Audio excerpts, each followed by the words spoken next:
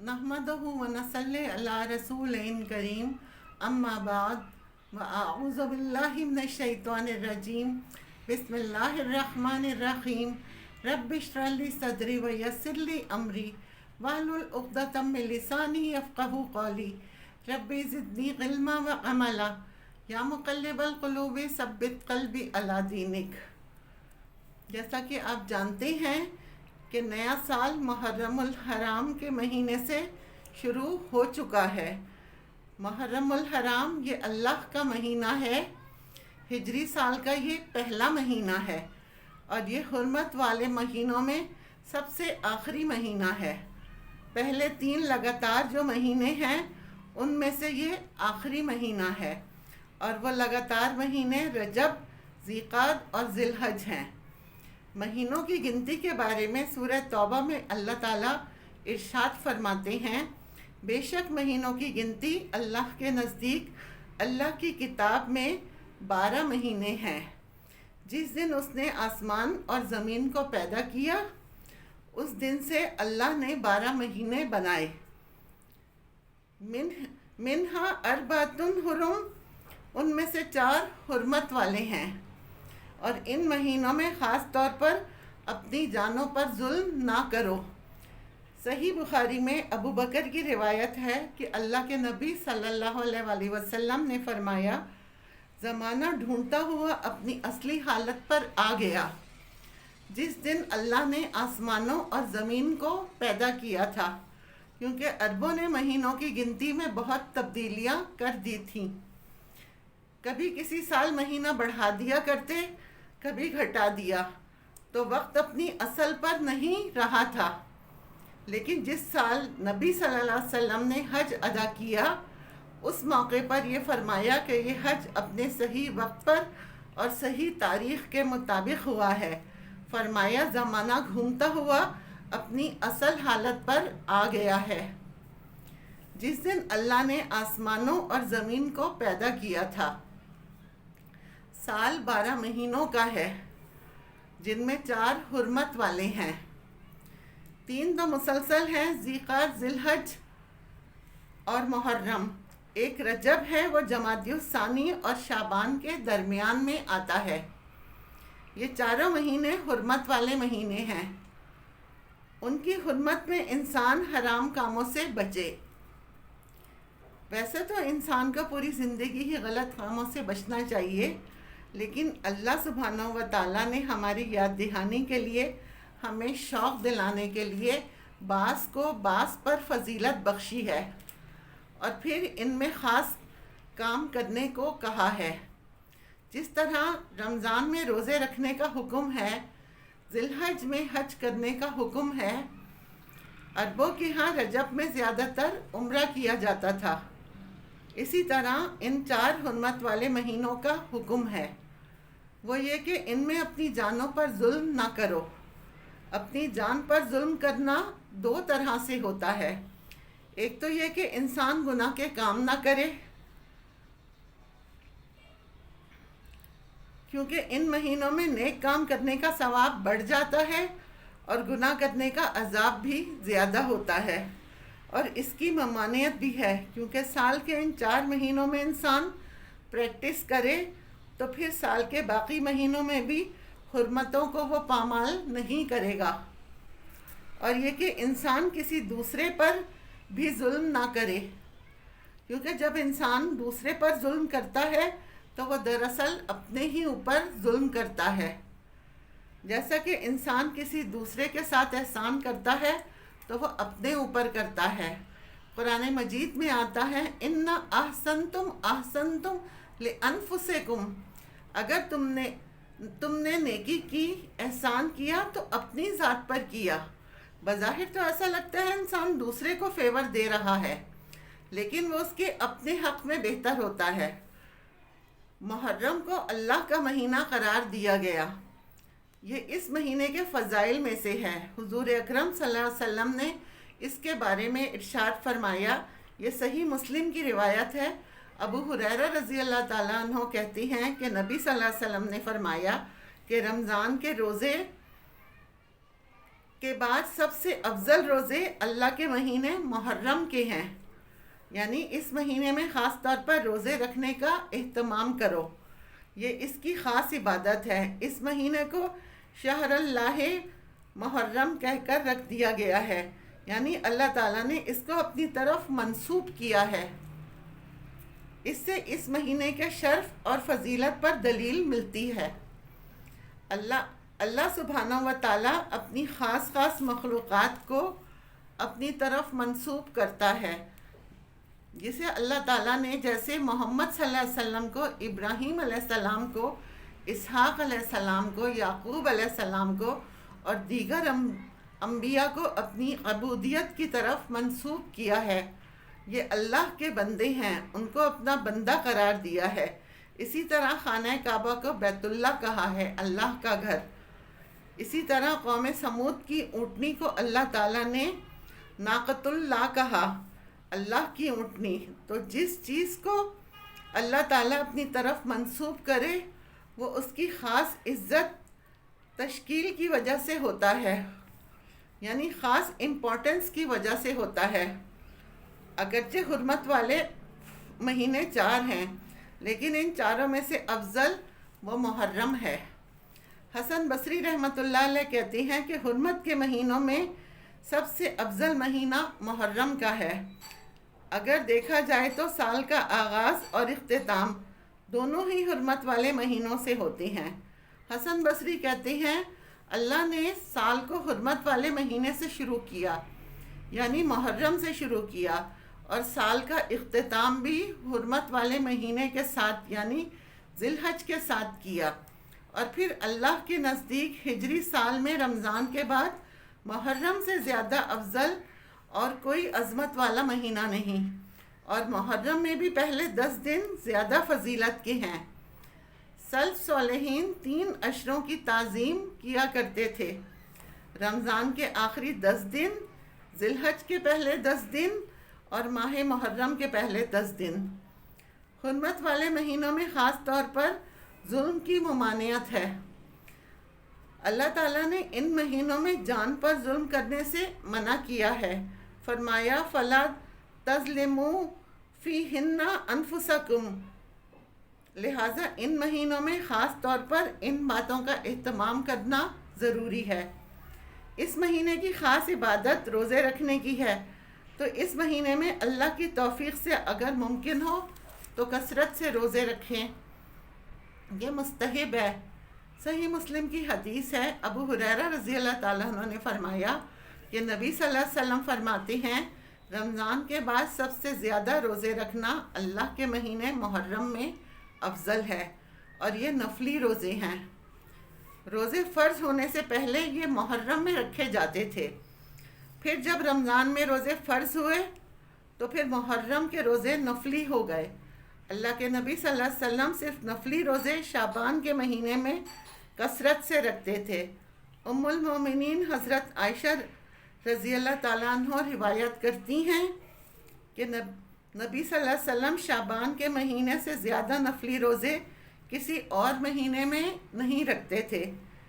جب آپ صلی اللہ علیہ وسلم روزے رکھتے تو رکھتے چلے جاتے تھے، کہنے والا کہتا واللہ آپ کبھی افطار نہیں کریں گے، یعنی مسلسل رکھتے چلے جاتے، اور جب روزے چھوڑ دیتے تو کہنے والا کہتا کہ آپ کبھی روزے نہیں رکھیں گے۔ تو اس میں آپ کا جو پیٹرن تھا تسلسل کے ساتھ روزے رکھنا، وہ ہمیشہ کے لیے نہیں ہوتا تھا۔ اور یہ کیوں نہیں کیا آپ نے؟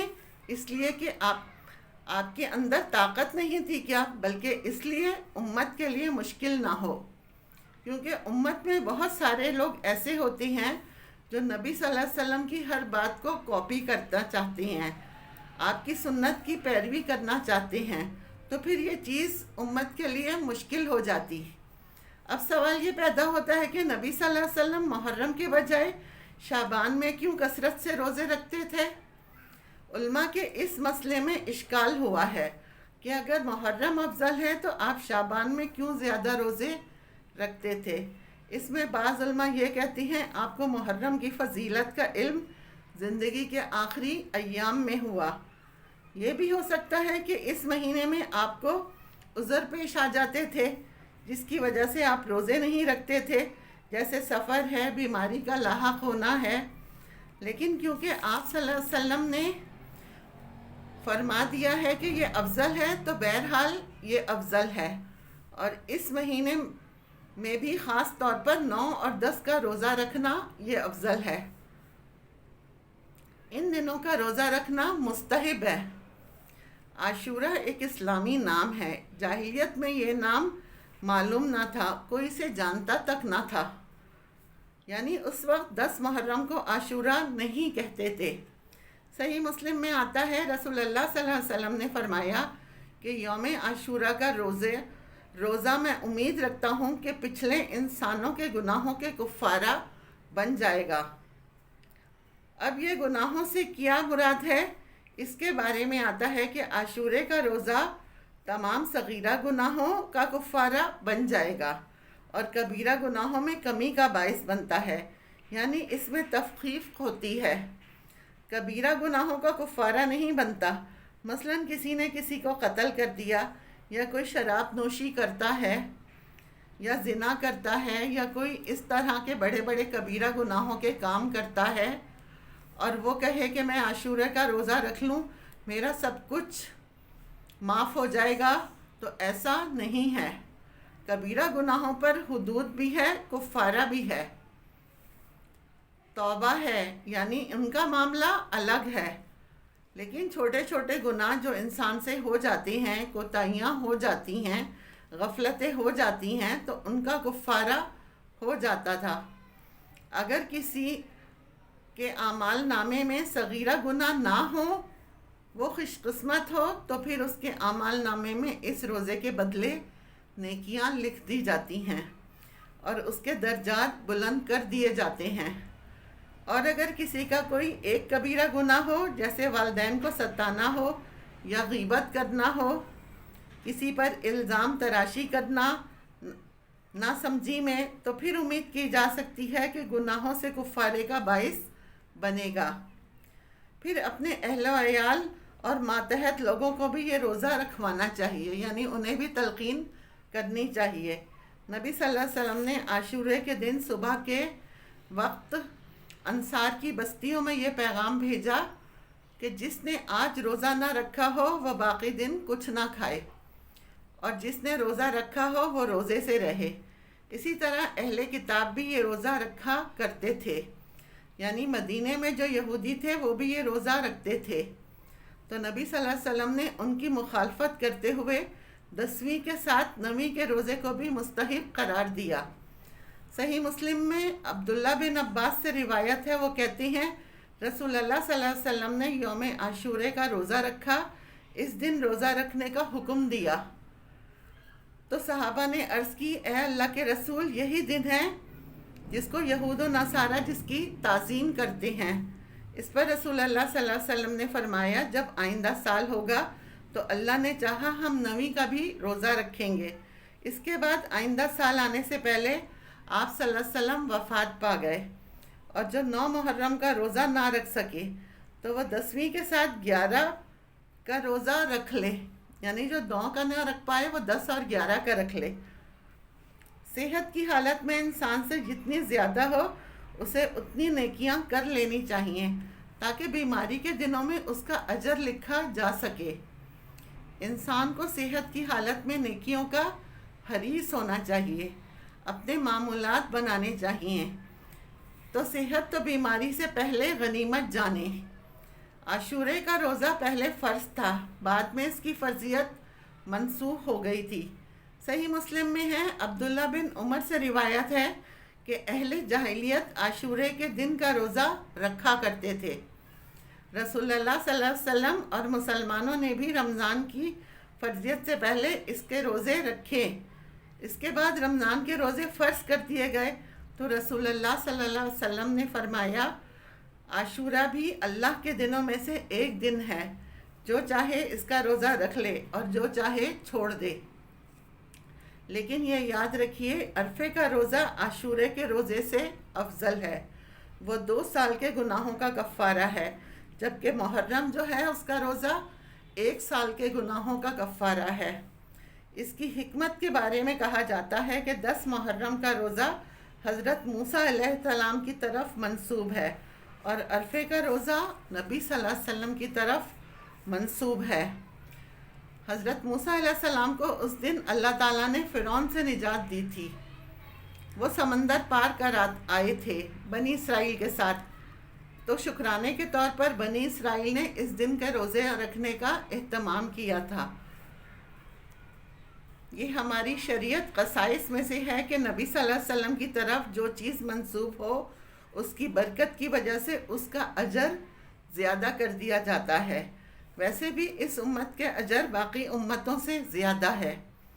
عرفے کے دن اللہ نے اپنے رسول محمد صلی اللہ علیہ وسلم پر رسالت مکمل کر کے ان پر انعام فرمایا، الیوم اکملت لکم اتممت علیکم نعمتی وردیتم لکم الاسلام دینا۔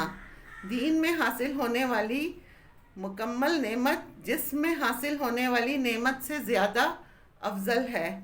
یعنی بنی اسرائیل کو نعمت ملی تھی جسمانی آزادی کی، جو فرعون نے انہیں غلام بنا رکھا تھا، اور محمد صلی اللہ علیہ وسلم کی امت کو کامل دین ملا، تو دین جو ہے وہ جسم سے افضل ہے۔ وہی نعمتیں روحانی نعمتیں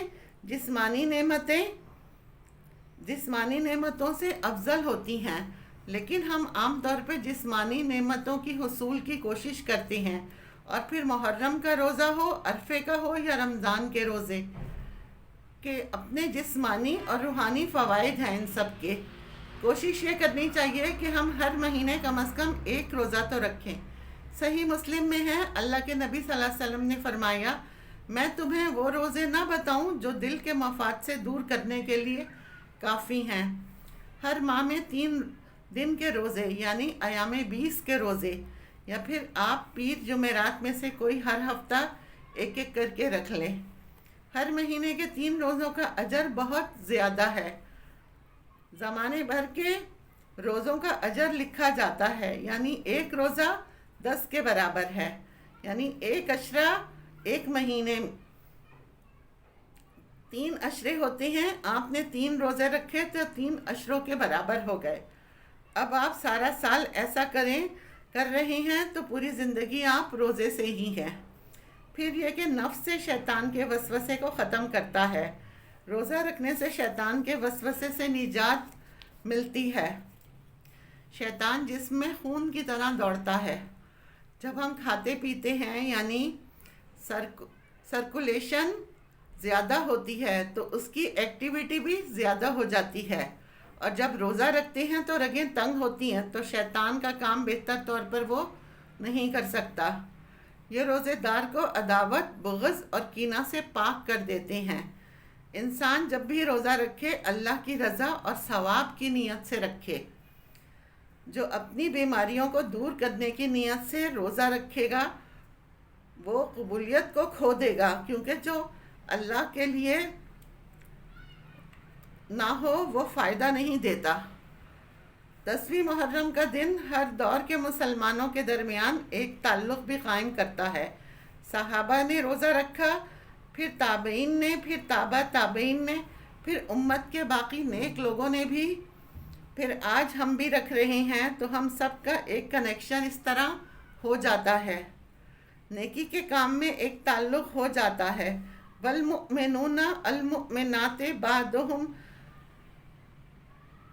اولیاء بعض، مومن مرد اور عورتیں ان کے بعض کے دوست ہیں، اور یہ دوستی اپنے زمانے کے لوگوں کے لیے نہیں بلکہ پیچھے سے چلی آ رہی ہے۔